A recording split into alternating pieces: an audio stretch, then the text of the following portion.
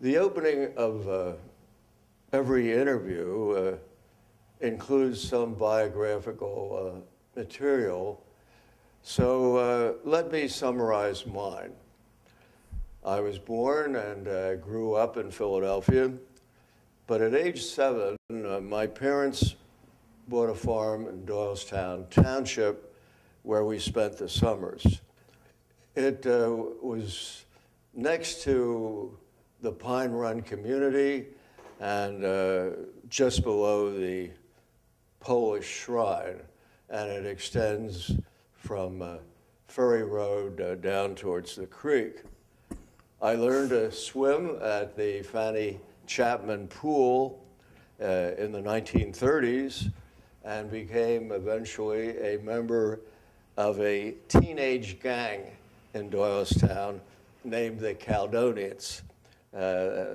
We took our name from the Lionel Hampton song, Caledonia, Caledonia, what makes your big head so hard? Rocks. Well, we went around town with sawed-off wooden pistols and tried to act very rough and tough. I then went away for 10 years to college and to law school and the Army. I was stationed for 1.5 years in Korea. And when the war was over, I came back to Philadelphia, where I worked for a large law firm. A few years later, having married and having received from my parents for a nominal sum, having received the farm from them, I moved my practice to Doylestown and formed a law partnership with Pete Beester.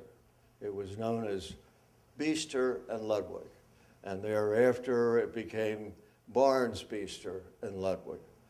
And in 1968, I went on the Bucks County bench. In 1985, I was appointed by President Reagan to the United States Court for the Eastern District of Pennsylvania in Philadelphia, and my chambers and courtroom were located in Philadelphia. Early on in Bucks County, I became involved in community organizations, the Red Cross, Family Services, Lenape Valley Mental Health Center, later on Today Incorporated. And as a Bucks County judge, I took a special interest in mental health and juvenile, mental health law and juvenile justice. I became an adjunct professor at Villanova University School of Law and taught the mental health law course there for some 15 years, and also was awarded a Harvard Law School fellowship in public interest law. I was appointed to the Pennsylvania Juvenile Court Judges Commission and to the Pennsylvania, well, to several state forensic mental health task forces. Then Chief Justice Nix of the Pennsylvania Supreme Court appointed me the first chair of the Pennsylvania Comprehensive Legal Education Committee, and I wrote the report recommending continuing legal education for all lawyers in the state. Until then, there was no continuing legal education for lawyers. I also was active in the Pennsylvania Trial Judges Association and eventually became president in 1981. I was appointed a clinical associate professor at Hahnemann Hospital and University in forensic psychology and was the principal drafter of the Pennsylvania Mental Health Procedures Act of 1972, which remains the mental health and retardation commitment law in Pennsylvania to this day. In 1992, the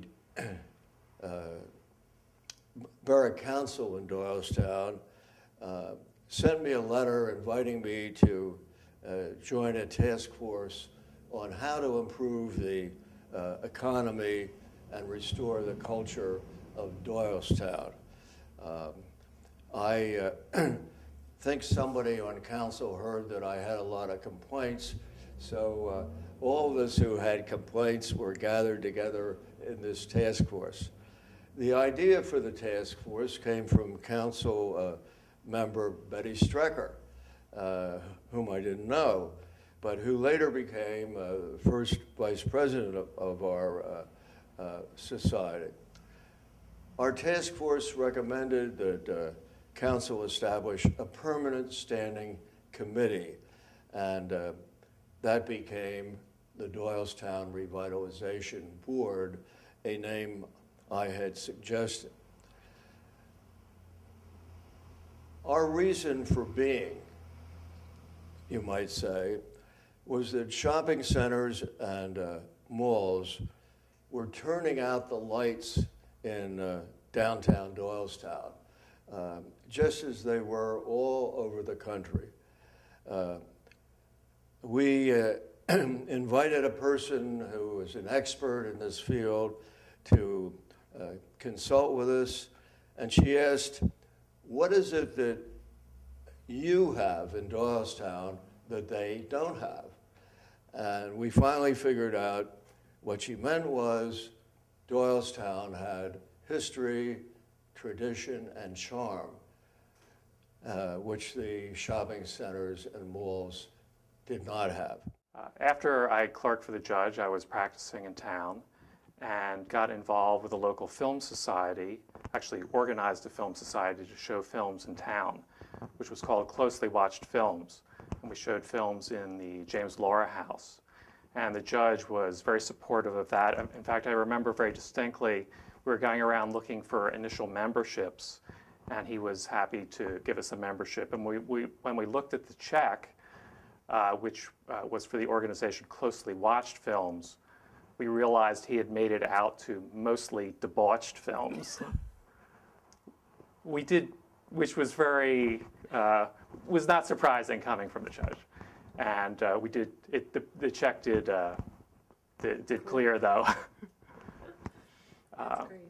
So as a result of that, I was involved in films in town, and the judge at that point, or at a point a little bit later, became involved with the revitalization committee in Doylestown. And in the early 80s, he set up a meeting with myself, Jack McMillan, the judge, and John Rudolph, who owned the county theater, for the purpose of seeing whether we wanted to get involved with running the county theater.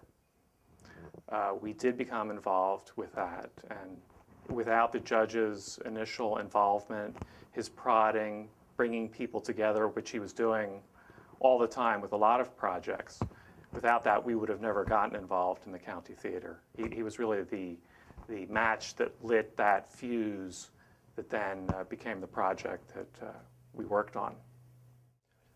The interviewer today, and today is December 16, 2008, is Sid Martin. He has contributed mightily to the Doylestown Historical Society, and I deeply appreciate Sid's doing this interview. Of course, he's been bugging me to do this now for over a year, and when it comes to persistence, there aren't many people who are better at it. We are here right now in the main room of the headquarters of the Society at 56 South Main Street in Doylestown. Sid? Ed, I'd really like to thank you for your kind words. The interview today is clearly about you. I am pleased to have supported you in the society. You've indicated that you were born and went to school in Philadelphia, that you actually moved to Doylestown when I think you said you were still in short pants. What does that mean, and what were the circumstances of this move and coming into Doylestown? Well, it was in the 1930s, and I suppose my parents couldn't afford long pants. But it was all circumstantial. So many things in life are. My mother had had a major operation in the mid-30s. I think I was 7 years old. So she came out to Doylestown to recuperate. And she had to spend a month convalescing. And in those days, Sid, there were not B&Bs in this area, but people put out signs in front of their houses that said, tourists. So my mother was a tourist, so to speak, and she stayed at a home in New Britain and parked me at a summer camp for children that was operated by the wife of the superintendent of Graterford Prison. And there were about 8 of us, small kids, at this place. And in the morning, they took us to the Fanny Chapman pool in Doylestown, which had been built just a few years before that.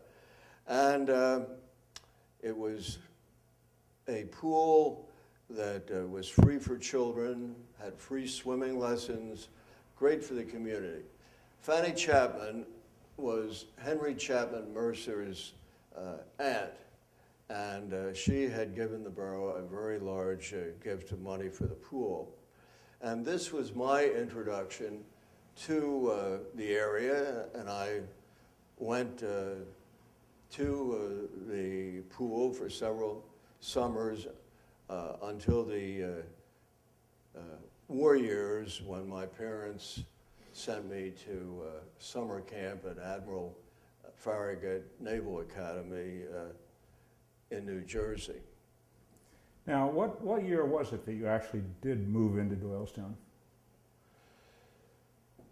Well, we spent our summers here, although the house had no central heating. My parents renovated it, put in indoor plumbing. We had started out with a very nice two-holer, I think it was called, and And corn cobs, right? They had the stucco removed from the outside of the fieldstone. It was beautiful, beautiful pointing, something called snakeskin pointing. And then after many years, when my parents transferred the farm to me, I moved there in 1958. Ah, okay. So you spent all your summers in Doylestown. Can you tell me what some of your early recollections of the town actually were, of Doylestown and the surrounding area? Well, in the 1930s,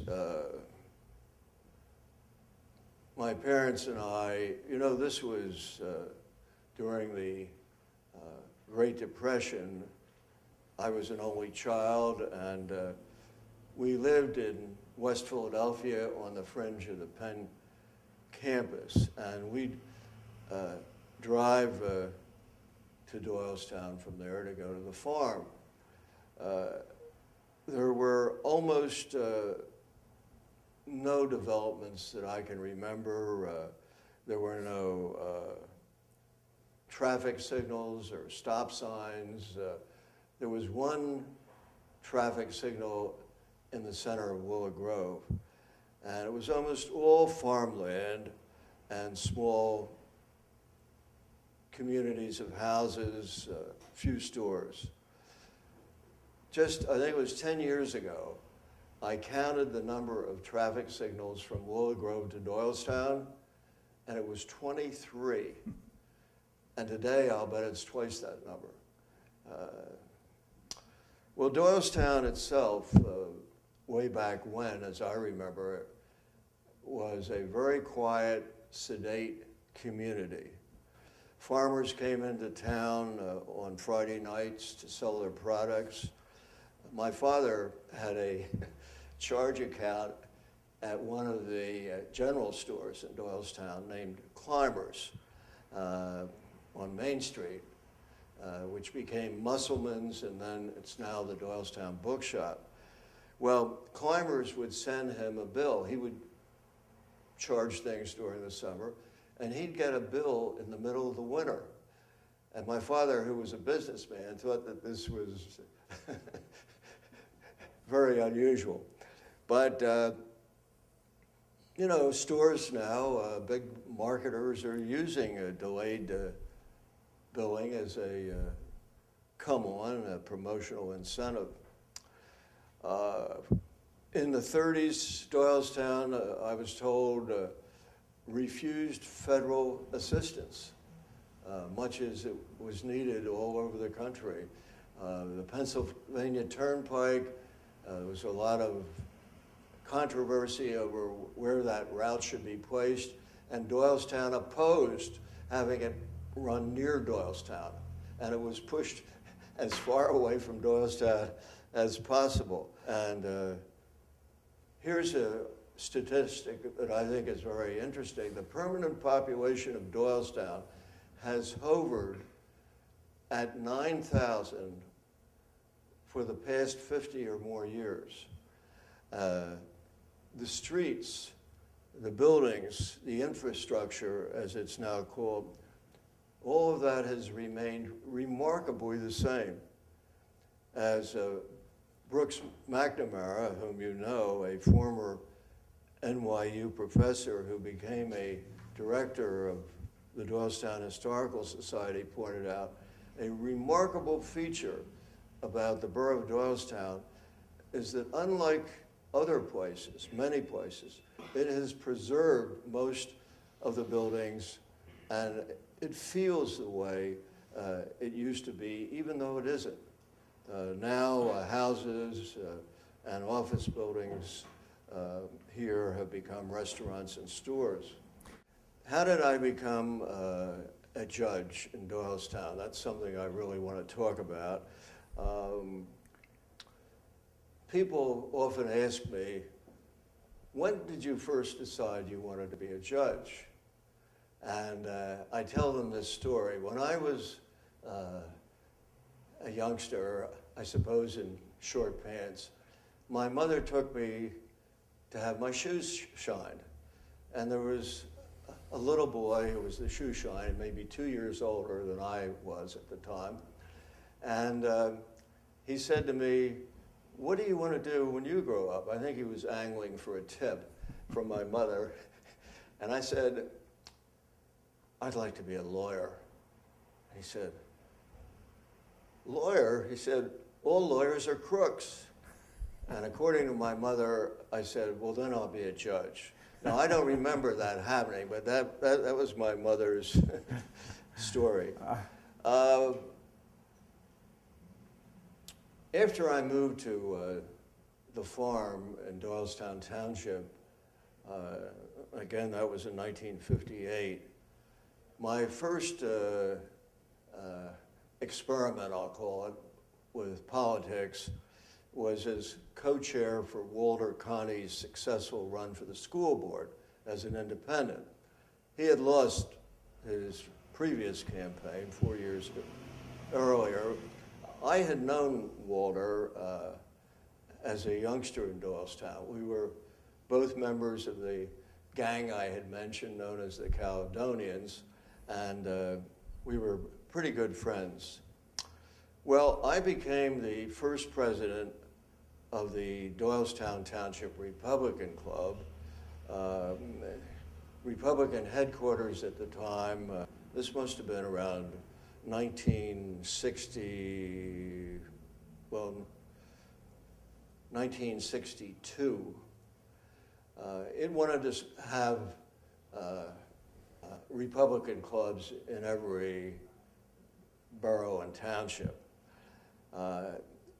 Ted Gross was the Republican committeeman in the township, and he asked me if I was the only lawyer in the group, and he said, "Can you draw up some bylaws for the club?" Which I did. And then as a reward for that, I became the president of the first president of the Doylestown Township Republican Club.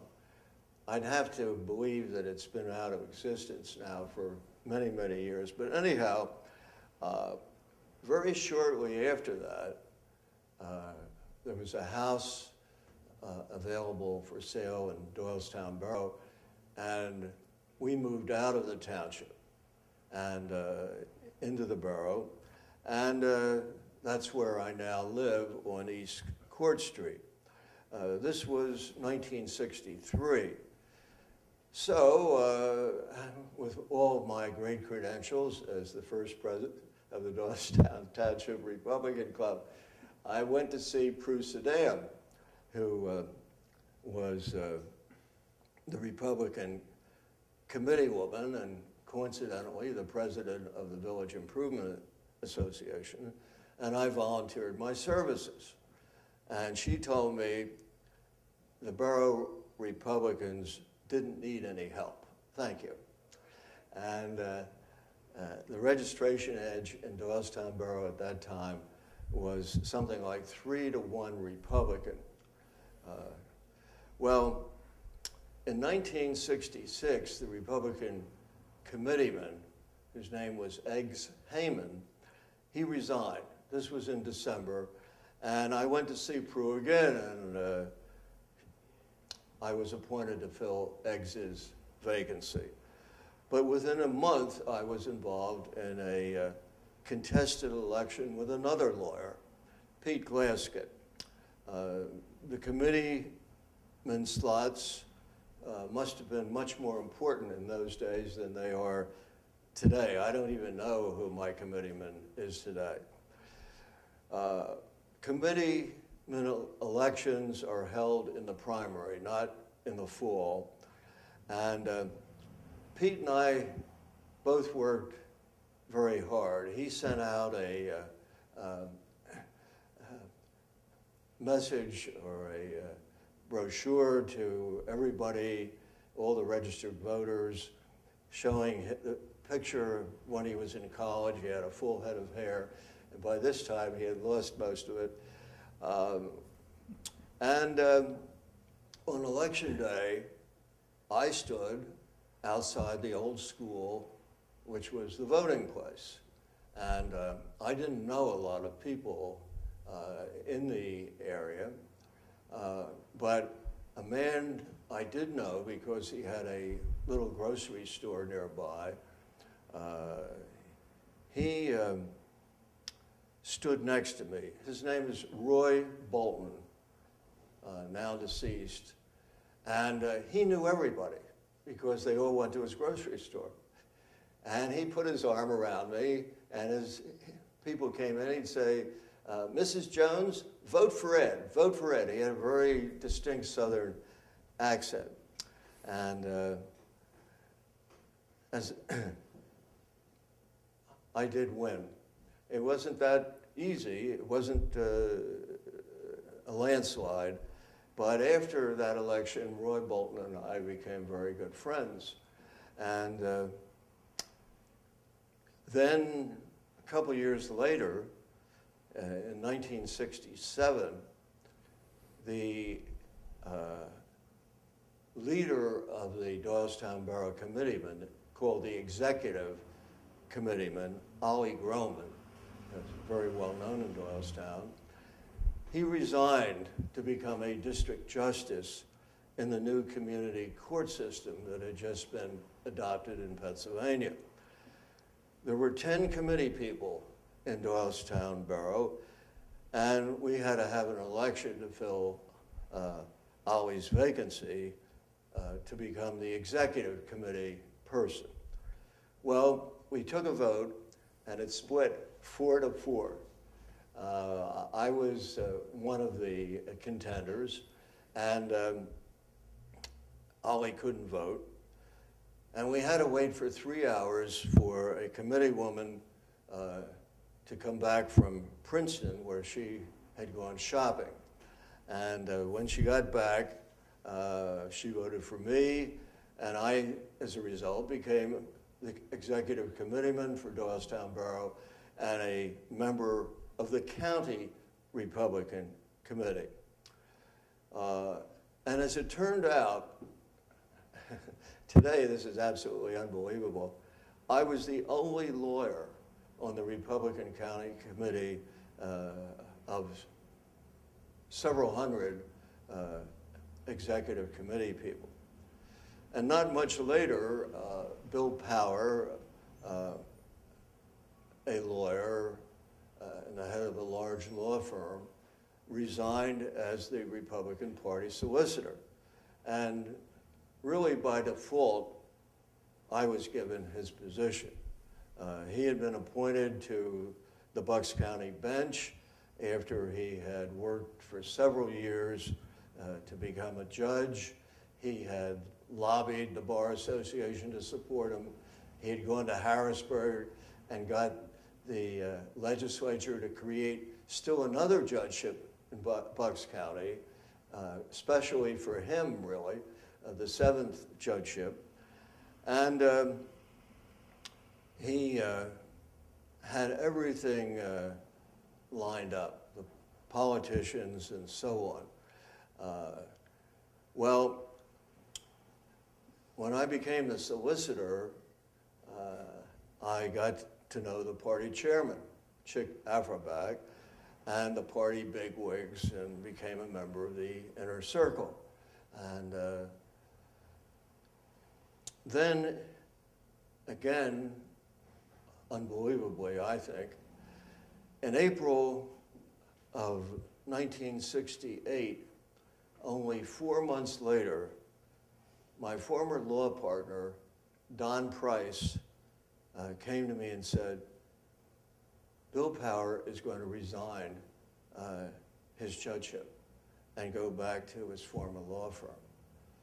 I said, well, Don, how do you know this? Well, Don had a very good friend in Bill Power's former law firm, and his friend had told him that the firm had just ordered new stationery with Bill Power's name on it, and had told Don that Power was going to resign and come back.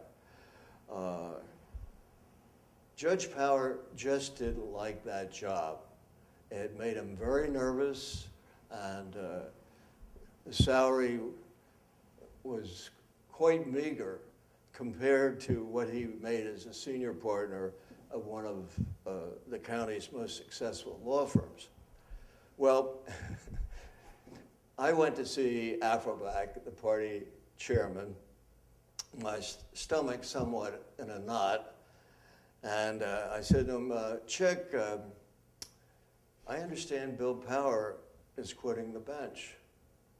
He jumped up, closed the door to his office, and he said, how do you know? It's supposed to be a complete secret.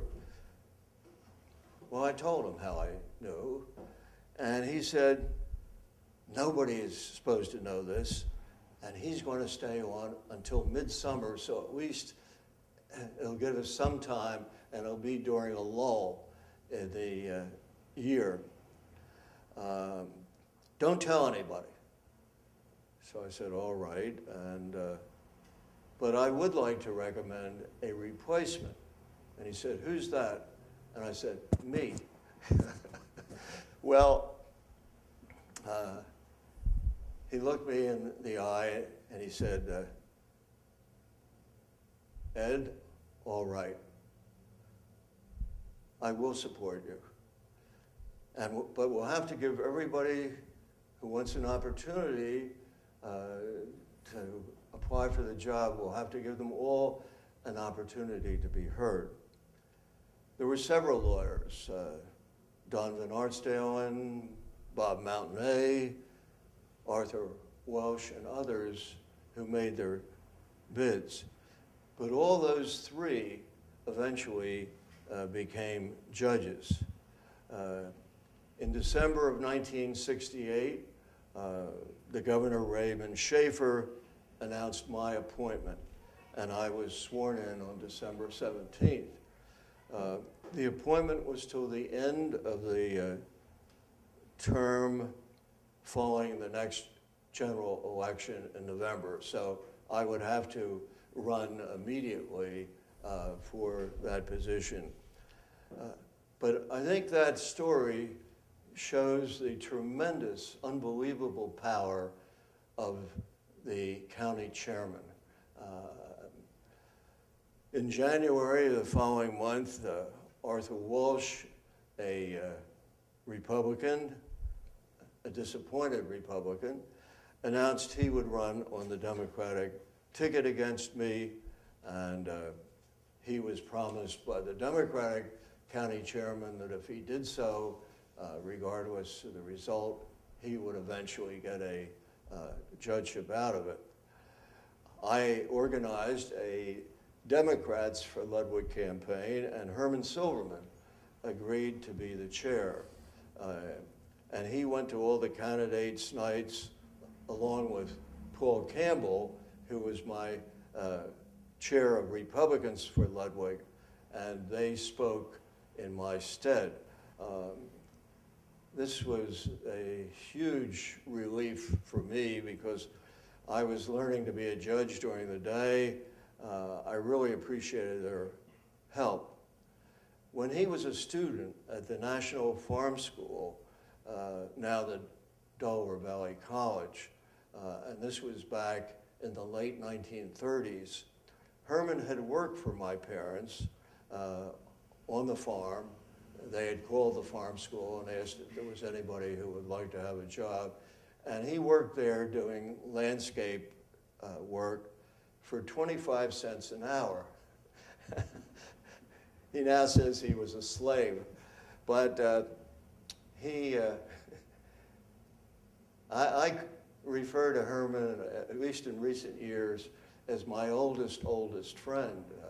Herman is almost 10 years older than I am, and he's one of the very few living people who knew my parents.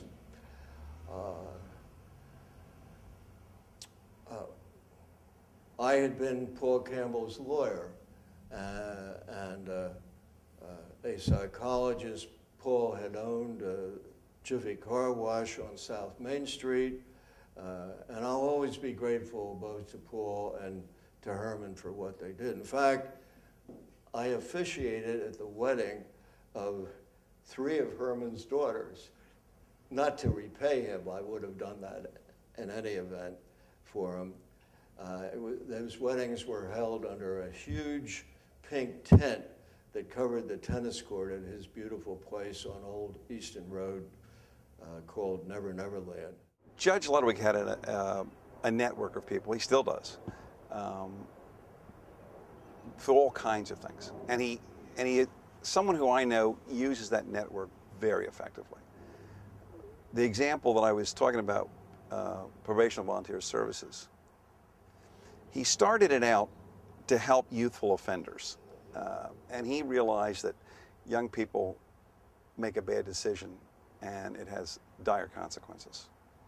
And he learned of a mentoring system, a counseling system where they could try to teach young people a different way to think about when they had a problem, when they had an issue come about, a different way to focus on life and to go back and say, you know, you had an opportunity to make a decision, you made the wrong one.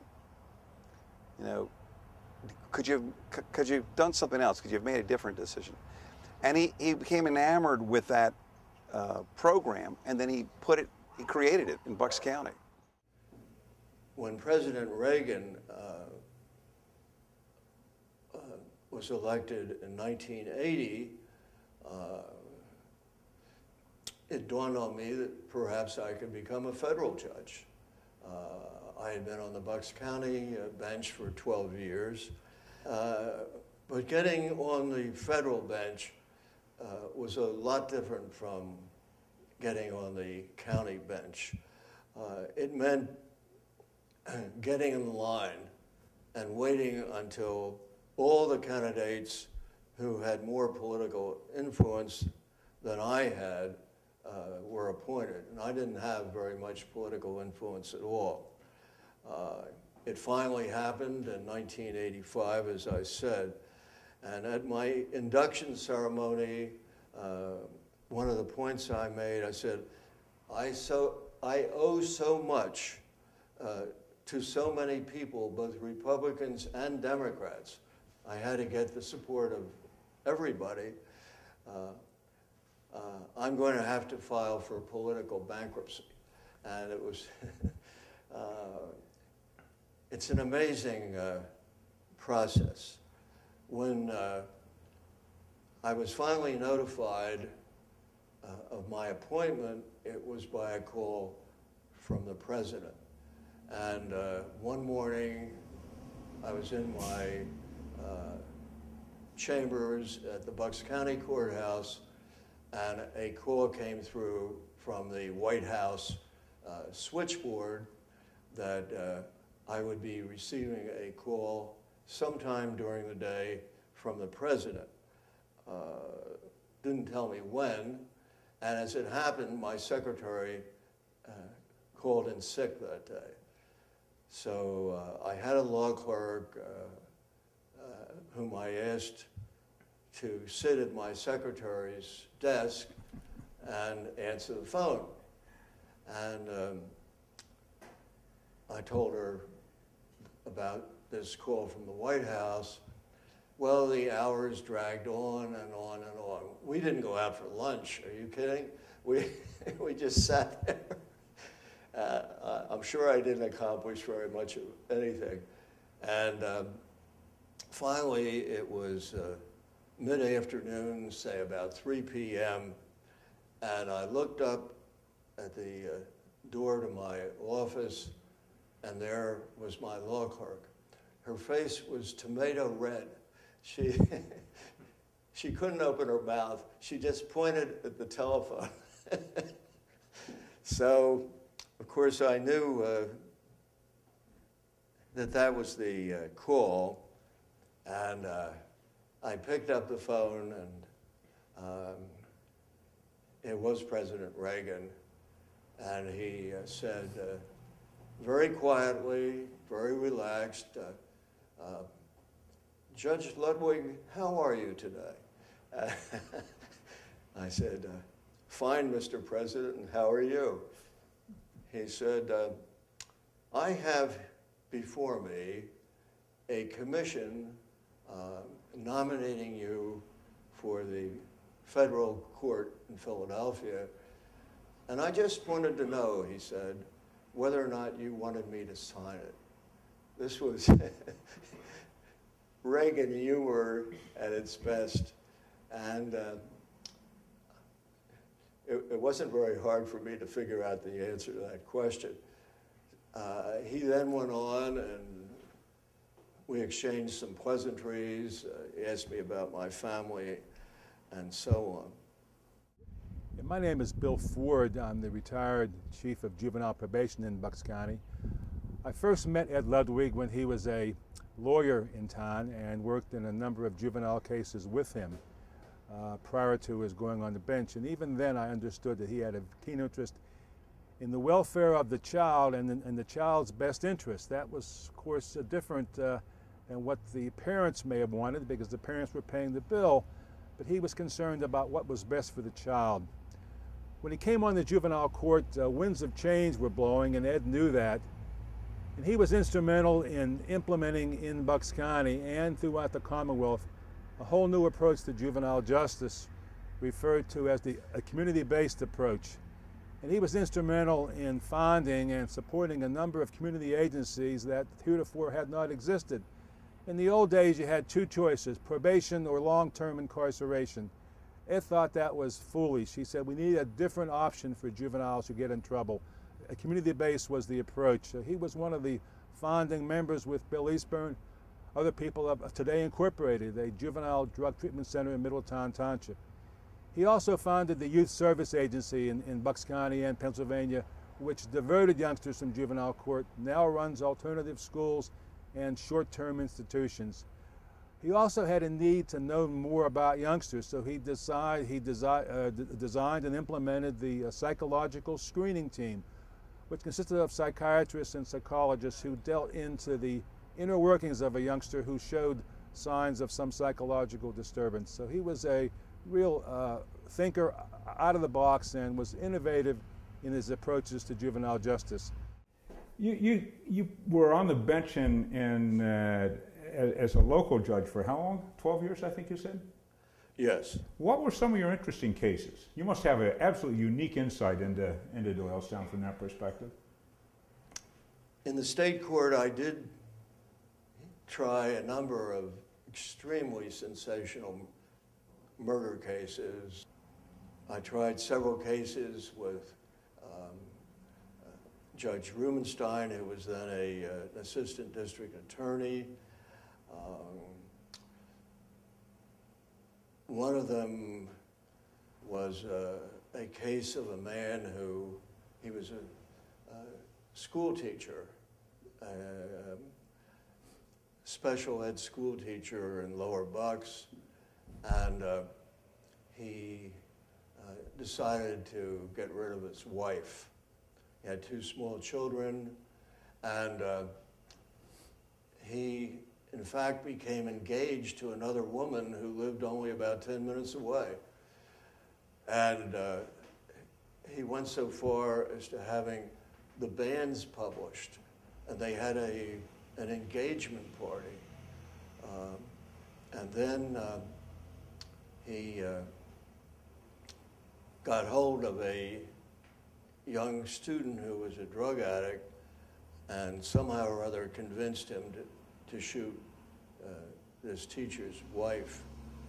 And the student went into the home.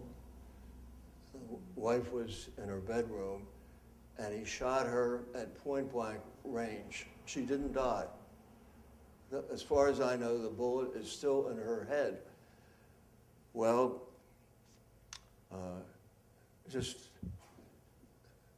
and she didn't believe that her husband could possibly have done this. He rushed home after she was shot, and he had made it look as though there was a huge robbery and everything was thrown on the floor and so on. And he tried to give her artificial respiration, etc. Well, Rubenstein did a wonderful job in that case, and the man was convicted.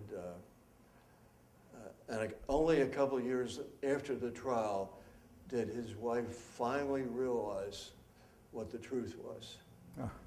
I have a reputation as a giggler, and I can't control it. I'm 63 years old, and I laugh as much as I did when I was 9 years old. I was the kind of guy who got thrown out of class about once a week. When I was in Judge Ludwig's courtroom, something always happened that would make me giggle, something people might not find funny. For example, I was trying a death penalty case in his courtroom, and we had a man who was an absolute stutterer, and it was very unfortunate. And because of my immaturity, I started to laugh and laugh and laugh uncontrollably. Things like that used to occur on a daily basis.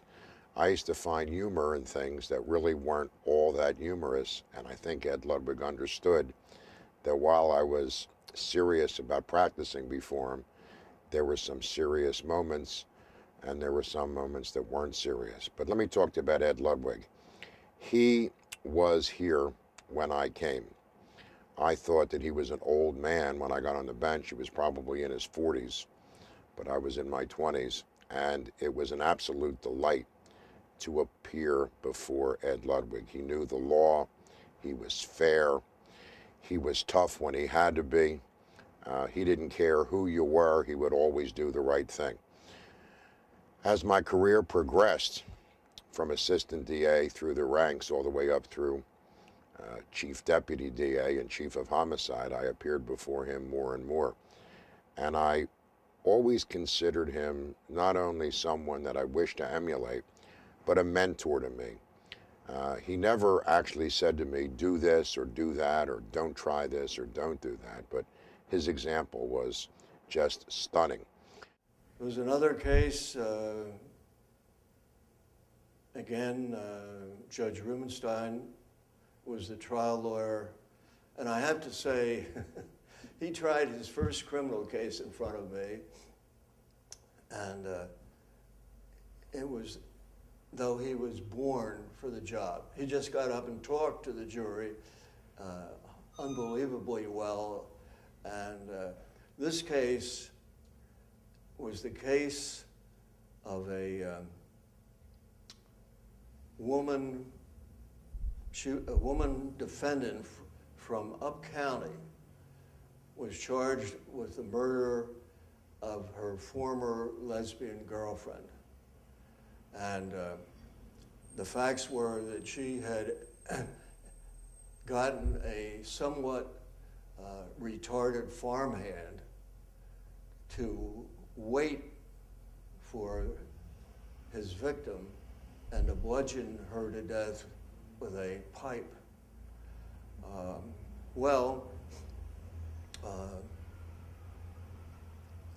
She was represented, the defendant was represented by the former district attorney of Lehigh County, who is a very competent lawyer.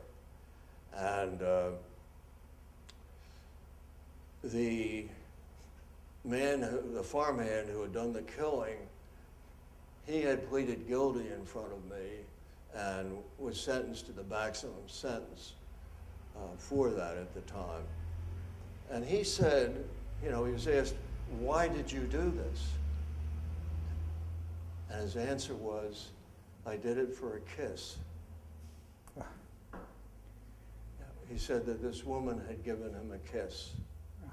Well, that was an unbelievable case, but the defendant was acquitted in that case. It was a remarkable piece of work on the part of the defense attorney. And then I had a case that reminded me of West Side Story. It was a case where a Puerto Rican who had come here and was the kingpin of a drug organization in North Philadelphia had taken out in his car a young prostitute, and he believed that she was stealing from him. And she was sitting next to him in the car, and he drove into Bucks County on I-95 and shot her in the head and threw her over the guardrail. And then he had the car transported back to Puerto Rico and so on. Well, we had all kinds of witnesses. Puerto Rican criminal investigators came in and told us about the car, and it was just a very unbelievable, strange case. That was a conviction, and I still get letters from the defendant who is spending time thinking about what went wrong.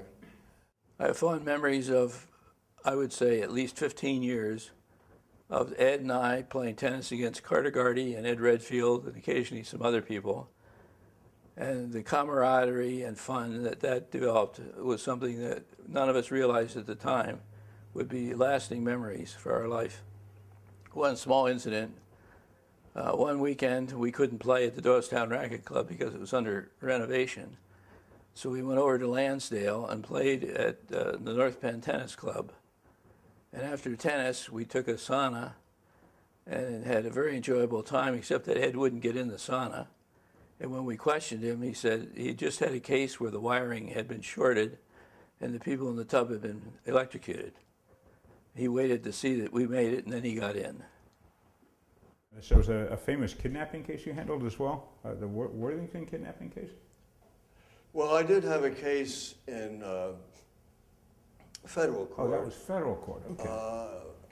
Early on, when I was a federal judge, a woman came from Baltimore to a hospital in Upper Bucks and went into the newborn part of the hospital and took a baby and kidnapped the baby. The baby was only a few days old. And as you can well imagine, the parents were beside themselves.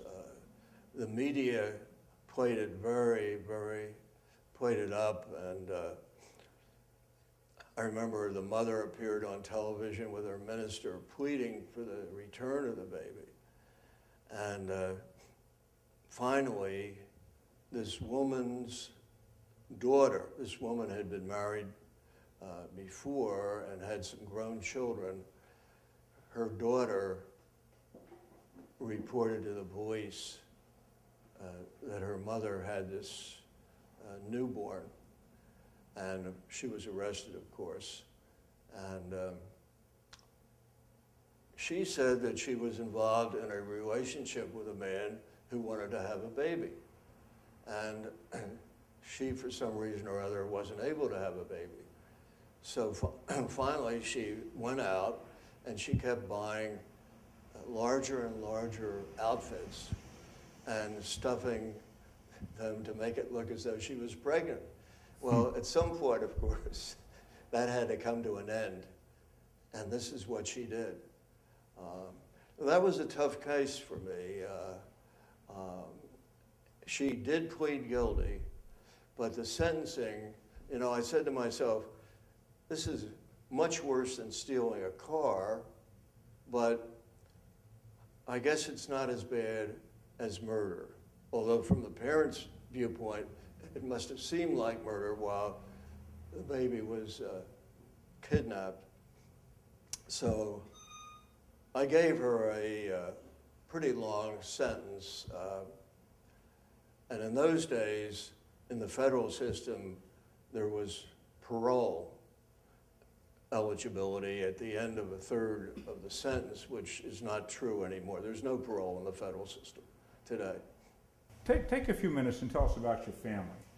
And if you would. Well, thank you. I have 3 sons and a daughter, all of whom spent their so-called formative years in Doylestown. One son and my daughter are lawyers in New York City, but neither of them practices what you might call conventional law. The son has a music talent agency that represents artists and books concerts. This is popular music. I remember one day B.B. King's daughter telephoned looking for him. And my daughter is a public interest advocate who fights the good fight against those who would take advantage of the have-nots and underprivileged. And she has an organization that she created when she graduated from NYU Law School, and I always say she's never made a dime since she graduated from law school. She subsists completely on the basis of grants and gifts, very much like the Doylestown Historical Society. My oldest son is on Wall Street and has been very successful financially. I don't know if the present crisis means that his bonus will be lowered or he won't get any bonus. I've always said that he makes more money than everybody else in the family combined. My youngest is a composer of classical music. He teaches at Curtis Institute in Philadelphia.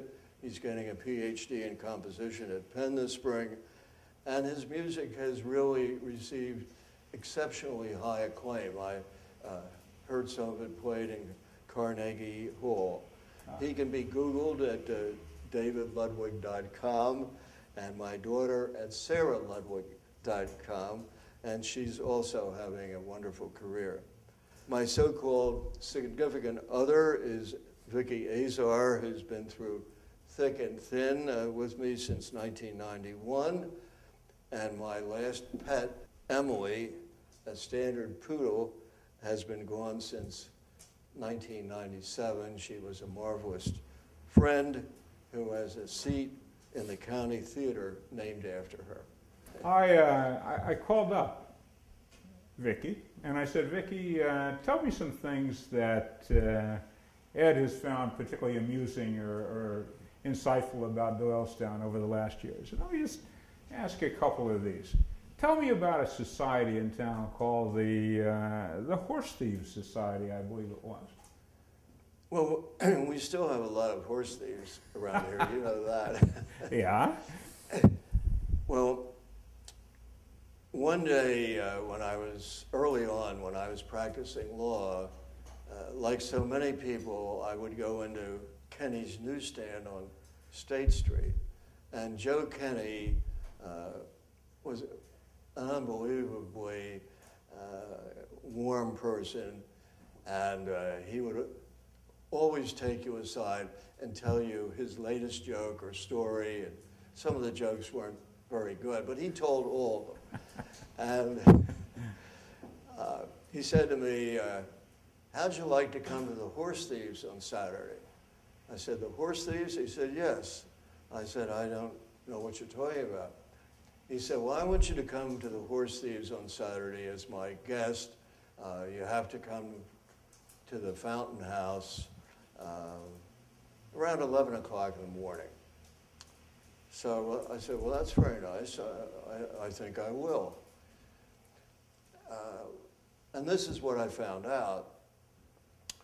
There was an annual meeting in Doylestown of what was called the Union Horse Company for the Detection, Apprehension, and Conviction of Horse Thieves and Other Villains. And there were many of these companies around that were sort of community vigilantes because horse thievery was a real problem. However, by the 1960s, this had become a social organization. And we congregated at the Fountain House parking area, cobblestone parking area, and there was a huge hangman's noose coming down off the banister. And I think we hung the sheriff, I forget who it was, but it was some well-known person. And then all of us who were first-timers, and we were called colts, were put on a lowboy. And the lowboy had a lot of straw and other supposed objects on it. And we pulled we were pulled around town and exhibited to the populace. And then we got together and pulled a little stagecoach through town. And I looked over, and Congressman Curtin was on the other side. I didn't know Congressman Curtin. And then we all repaired to the VFW hall at the bottom of Spruce Street and had a huge meal. By this time, it was perhaps 2 p.m. And the place was jammed with people. And after the dinner was over, and it turned out that Joe Kenny was the head of the organization. He was the barn boss. And he was the MC, and he told one story after another, most of them about horses and different parts of horses' bodies. So after the meal, there's a basement at the VFW hall, and many of the men went down to the basement and started playing poker at fairly high stakes. And this gambling went on all weekend. And the women in town, some of them were extremely upset. Some of them, I think, probably weren't upset, but they That's my record. I was a member of the Horse Thieves, and I went to, I think, 20 annual meetings and hangings in a row. Oh, amazing. But there's one memory that I have, and I'm sure Ed has, that didn't occur at the Conti's Cross Keys Inn, and it occurred at the Doylestown Inn. Win James must have invited half the population of town to attend his wedding. And the ceremony was going to be held at the inn, and we all arrived, and we billed around for what seemed like hours, waiting for the strains of Here Comes the Bride, which never happened. Something was clearly amiss, and eventually Wynn made the announcement that his bride had exercised her woman's right to change her mind and had literally left him at the altar. This had to be a terrible moment for Wynn, but he made that announcement with great dignity. He was incredibly gallant, and it was a moment of grace under pressure that I will always remember. I understood you had a law clerk, Clyde Waite, who is now a judge? He's been a judge for a couple of years. And there's some story about pet sitting that involves Clyde? Well, in 1970, I decided to take my family to Europe during the summer, and we had this huge black standard poodle, and I didn't want to put him in a kennel, so I started calling around, and I called the public defender's office, and as a result, I found out that this young lawyer was going to be working in Doylestown, and his name was Clyde Waite. So I spoke to him, and he said, yes, he'd be delighted to live in our house on Court Street and take care of our dog, Nicholas. Well, Clyde in those days, I don't know about now, really overscheduled himself. He would allow about a half hour to drive to Philadelphia, and he would overbook himself and so on. And he didn't arrive at the appointed time to meet Nicholas, and we had to leave to go to the airport. So I tried to explain to Nicholas what was going to happen, but when Clyde got there, Nicholas would have none of it. And he barked his head off, and he gave ground very grudgingly, I understand, and started backing up the steps before Clyde could get into the house. The next day, Clyde took Nicholas to the grocery store, and he came back, and as he was putting a six-pack of Coke or something on the top of his VW Beetle, Nicholas took off and ran down. Well, Clyde was no slouch. He had been a cross-country runner, and he was running as fast as he could to catch Nicholas. And all of a sudden, he looked down, and Nicholas was in the cemetery, and he was on one side of the fence that ran around, and Clyde was on the other side. So Clyde knew that he wasn't going to be able to catch him, and he went home, I'm sure, feeling horrible. And that afternoon, Nicholas came padding back down Court Street with his tongue hanging out, and they became fast friends. And I understand that Clyde drove Nicholas all over to visit relatives, and he had gone to Yale Law School, and he took Nicholas there. And I always envisioned Clyde driving the car and Nicholas sitting in the passenger seat of this car. So that was the story, and I'm delighted that Clyde, who was my second law clerk, and an African American when there were virtually no African American lawyers in Bucks County. I can't really think of any. He became my law clerk, and he then, of course, went on the Bucks County bench. Now, I also heard a story. It kind of follows along with some of these. It sort of shows a certain humorous streak in you. Can you tell us about Lee Mendelssohn's daughter's wedding today? Well, I don't know how many of you knew Lee Mendelssohn. He died a few years ago at age 90, and he was a very unusual person. And he asked me one day when I was a judge in the Bucks County Courthouse if I could help him. His daughter was getting married, and she and her fiance had tickets on a Caribbean cruise. They had to fly down to Florida first. And we had a horrible blizzard. When I say horrible, the snow was so high that when you drove down the street, you couldn't see over the piles of snow. So he said, the courthouse is closed, and she has to get her marriage license. And she thinks it's been issued, and so on.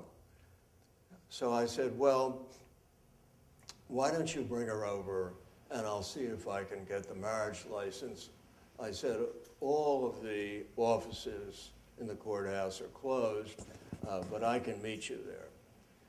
And as I said, I live just down the street. And I had a master key that opened all the doors, or almost all the doors in the courthouse.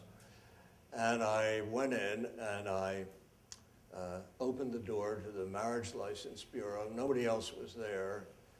And I knew I was doing something I probably shouldn't be doing. And I him a judge. I went through all the marriage license certificates, and sure enough, there it was. So they came over, and because the courthouse was closed because of the weather, the guard on the first floor called me. And he said, Judge, he said, I have some people here who want to see you. I said, yes. He told me the names. I said, uh-oh. I said, he's a very dangerous character. I've sent him to jail many times. I hope you'll make sure he's clean. So, so I understand it. He stood Lee up against the wall and patted him down and so forth. Well, the judge's chambers were on the 5th floor, and I went to the 5th floor elevator and opened, and there was Lee and his daughter and the guard, Lee looking very angelic and docile and so on. And the guard said, Judge, he's absolutely fine. I can guarantee that he doesn't have any security. He's not a security risk. So they came out of the elevator, and I must say, I started laughing so hard I almost fell on the floor. But Lee was a very forgiving person, and I needed to be forgiven. How would you like to be remembered in Doylestown? Well, do I have to be remembered? I think so. That's a tough one, Sid. I'd really like to be remembered as a great tennis player. However, I wasn't a great tennis player. I was determined, and I loved the game, and I helped to found the Buckingham Racket Club with Don Toner and 9 other guys in 1968. How about this? As a persistent do-gooder, the Intel read an article to that effect about me a couple of years ago. I've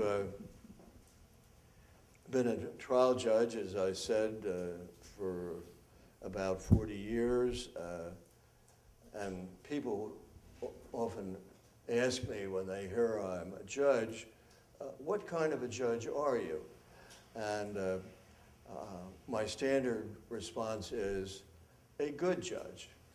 And from all I've heard, most lawyers seem to feel the same way. I try to be honest and self-effacing, although I'm not at the moment. And I think the Doylestown Historical Society and the programs I founded to help or helped to found in the Bucks County juvenile court system in the 1970s and early 80s were some of the most important things I did in Doylestown. In the introduction, I mentioned a number of other exploits outside of Doylestown. Ed, I think you are going to be well remembered, and you definitely will be remembered. At this point, is there anything else you'd like to add to our conversation? Well, yes, I remember President Judge Beaster's farewell party given by the Bucks County Bar Association in 1970. President Judge Beaster was my partner's father, Pete Beaster. And in his remarks, he made the point that he had achieved in his career district attorney, judge, president judge, and so on, and that these were things he really wanted to do very much. And so he said, don't thank me. I am the one who must thank you. And it was, I thought, a very gracious point and one well taken. I want to thank today, I want to thank you, Sid, very, very much for this interview and all that you put into it. And I know you told your wife Sharon that you'd be home by dinner, and we started at 10 o'clock. And I want to thank the Doylestown Historical Society very much as well. And I have to thank Television because they've been great to us.